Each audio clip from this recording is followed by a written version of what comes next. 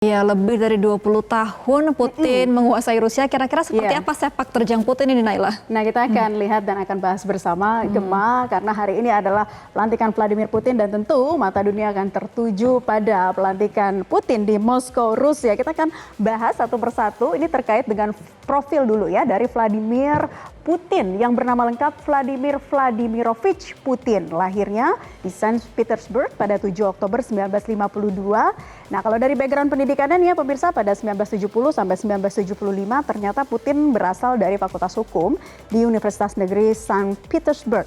Kemudian pada 1997 Putin mengambil gelar doktor ilmu ekonomi universitas yang sama, yaitu Universitas Negeri Saint Petersburg. Kita akan lihat lagi dari profil Vladimir Putin, bagaimana kemudian dari jenjang pendidikan, kemudian juga jenjang karirnya seperti apa. Nah, ternyata kalau dilihat dari jenjang karirnya, dia adalah memulai karirnya selama 16 tahun, cukup lama pemirsa, sebagai pejabat intelijensi asing di KGB. Kemudian menjabat sebagai letnan kolonel itu pada tahun 1991. Dan pada 1991 sampai 1999, Putin bergabung dengan pemerintahan Presiden Boris Yeltsin. Nah, pada waktu itu Putin cukup mendapatkan sejumlah jabatan yang strategis di sana dan juga sempat menjadi PLT ya, PLT pejabat menggantikan Presiden Boris Yeltsin. Nah, kemudian pada tahun 2000 hingga 2008. Nah, ini pertama kalinya Putin menjadi presiden Rusia. Jadi dari tahun 2000 ya, bisa dibayangkan sekarang sudah tahun 2024 pemirsa. Tapi setelah periode itu kemudian Putin tidak bisa lagi menjadi presiden ya, karena ada sejumlah ketentuan dalam undang-undang konstitusional yang dibahas pada waktu itu tidak memungkinkan untuk Putin kembali menjadi presiden. Namun walaupun tidak menjadi presiden, Putin masih menjabat posisi strategis ya di pemerintahan pada 2008 hingga 2012 sebagai Perdana Menteri Rusia. Nah, kemudian pada tahun 2012 sampai 2024 kembali lagi nih Putin menjadi presiden Rusia. Dilanjutkan periode 2024 sampai 2030 juga baru saja terpilih menjadi presiden Rusia, dan saat ini adalah pelantikannya ya. Jadi lebih dari 20 tahun dan juga hampir seperempat abad kalau kita hitung sampai 6 tahun ke depan. Nah, itu adalah profil dari Vladimir Vladimirovich Putin, Presiden Rusia saat ini. Nah, kita akan melihat lagi di infografis berikutnya pemirsa, seperti apa sih kebijakan kontroversial Putin.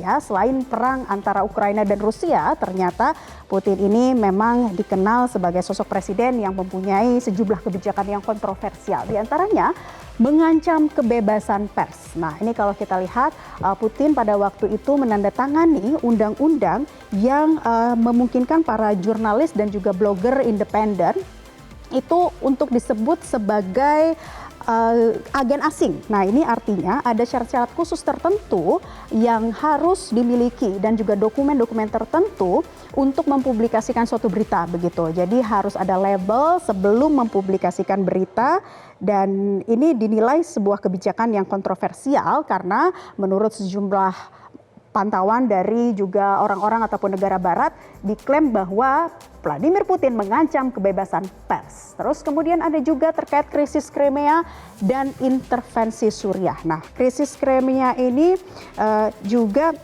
kalau kita lihat ini salah satu wilayah di semenanjung Ukraina yang ternyata menurut wilayah-wilayah di Uni Eropa dan juga negara Amerika, Putin ini terlalu mengintervensi masalah konflik internal dari Ukraina begitu ya, turut campur yang terlalu berlebihan. Kemudian ada intervensi Suriah juga ya, pada waktu itu ikut mendukung Presiden Suriah untuk terlibat sebagai peserta aktif perang yang ada di Suriah.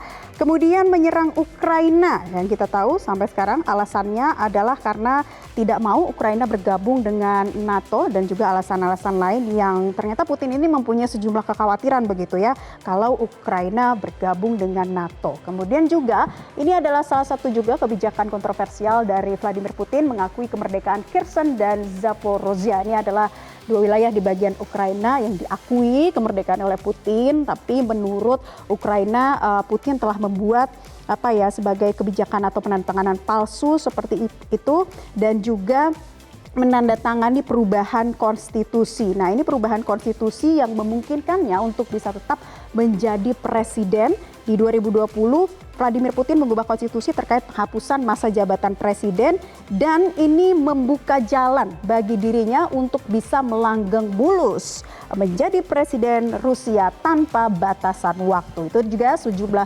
kebijakan kontroversial yang dinilai sejumlah negara bahwa Putin melakukan hal-hal yang dianggap kontroversial. Kita lihat, nah sebetulnya apa saja sih bentuk kerjasama bilateral antara Indonesia dan Rusia? Kalau kita berbicara dan juga membuka catatan sejarah, pemirsa, ternyata hubungan diplomatik antara Indonesia dan Rusia itu sudah dimulai sejak 1950 ya. Pada waktu itu Presiden Soekarno dan juga Presiden Rusia kala itu memang memiliki keakraban begitu ya, dan juga waktu itu Indonesia banyak dibantu dalam pembangunan ibu kota Jakarta ya, termasuk infrastrukturnya, diantaranya kalau kita lihat lagi ada sejumlah bangunan-bangunan simbolis dan ikonik di kota Jakarta seperti Gelora Bung Karno, Tugu Monas, Tugu Tani dan sejumlah wilayah ikonik lainnya itu adalah pembangunannya dibantu dananya dari Rusia. Jadi memang hubungan diplomatik ini sudah dimulai sejak lama.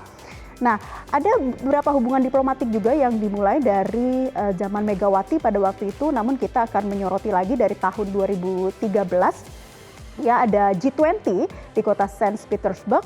Rusia berkomitmen untuk terus memperkuat hubungan dan kerjasama dengan Asia ya, termasuk Indonesia. Nah, ini dari presiden-presiden setelahnya. Kemudian di 20th Anniversary of Asian-Russian Summit itu juga ada MOU tentang pertahanan, kearsipan, dan juga kebudayaan, serta ada MOU lainnya. Kemudian kita lihat lagi kerjasama bilateral dengan Indonesia sampai di 2019 ternyata nilai investasi Rusia di Indonesia ini mencapai 18,4 juta US dollar ya, dan di akhir tahun 2022 volume perdagangan bilateral meningkat 44,8% dan mencapai rekor 4, miliar US dollar ya. Jadi sudah banyak sekali memang bentuk kerjasama begitu yang dilakukan begitu dari Rusia dan juga Indonesia bahkan sejak masa lampau dulu. Nah, kemudian kita lihat lagi ini ya pemirsa, setelah kerjasama bagaimana dengan hasil pemilu di Rusia ya. Pemilu digelar pada 15-17 Maret 2024 dan ternyata ini hasilnya cukup mencengangkan ya, bisa Anda lihat sendiri di mana lawan-lawan lainnya ini hanya mendapatkan suara 4% ke bawah. Dari Vladimir Putin pun mendapat 87,28 suara. Dan kemenangan Putin ini memperpanjang kekuasaannya selama hampir seperempat abad hingga 6 tahun lagi. Ini ada 76 juta suara atau lebih dari 77%. Sementara lawan lainnya Nikolai Karatinov ini dari Partai Komunis Rusia hanya mendapatkan 4,31% suara. Kemudian Leonid Slutsky dari Partai Demokrat Liberal hanya 3,20% suara dan Vladislav Davankov dari Partai Rakyat Baru hanya 3,85% suara. Nah, hasil pemilu ini mengundang reaksi yang cukup kritis ya dari negara-negara Barat, Amerika dengan adanya hasil pemilu yang membuat Putin mendapatkan suara sangat banyak melebihi dari suara-suaranya di pemilu sebelumnya yaitu 87,28%. Nah, kami masih akan kembali membahas ini ya jemaah, bagaimana dengan kebijakan yang selanjutnya diambil dengan terpilihnya Vladimir Putin sebagai presiden Rusia lagi-lagi di periode jabatan yang kelima ini. Oke, dan kami akan kembali tetap bersama kami dalam Newsline.